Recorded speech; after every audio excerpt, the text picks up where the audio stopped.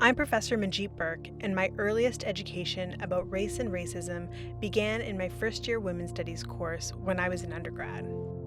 I had experienced racism and systemic exclusion in my life, but I did not have the language to explain what it was that I was feeling and seeing. It was in the classroom with critical educators that I first began to understand and was able to put words to the injustices that I was witnessing every day.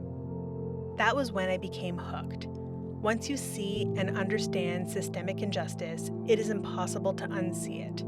As a matter of fact, the more you understand it, the more of it you see.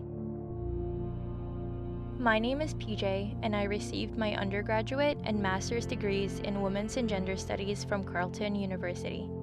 In my second year of undergrad, I attended a guest lecture about transnationalism and migrant labor.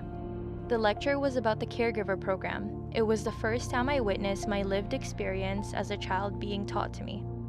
Broadly speaking, the program was a way for Canada to hire cheap and foreign labor to meet shortages in the labor market.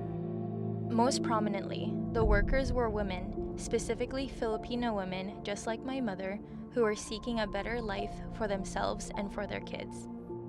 But in reality, these women were being abused, were made to work overtime with very little pay and barely enough benefits to survive. In the classroom, this was both a personal and transformative learning experience for me. It has also shown me the ways in which we can sustain a better future. The Institute has always had a critical race focus woven into its courses and research. As a Filipinx and gender-fluid person, this focus on race taught me that I matter, I am seen, and my experiences are valid. Carleton students, who now have an opportunity to take critical race studies as their minor, are incredibly lucky and will gain the knowledge and insight to help build a better future. As a scholar, my work focuses on institutional exclusion, and critical race studies is the perfect home for this. But you can't think about race without also considering how it is informed by other systems of power, like patriarchy.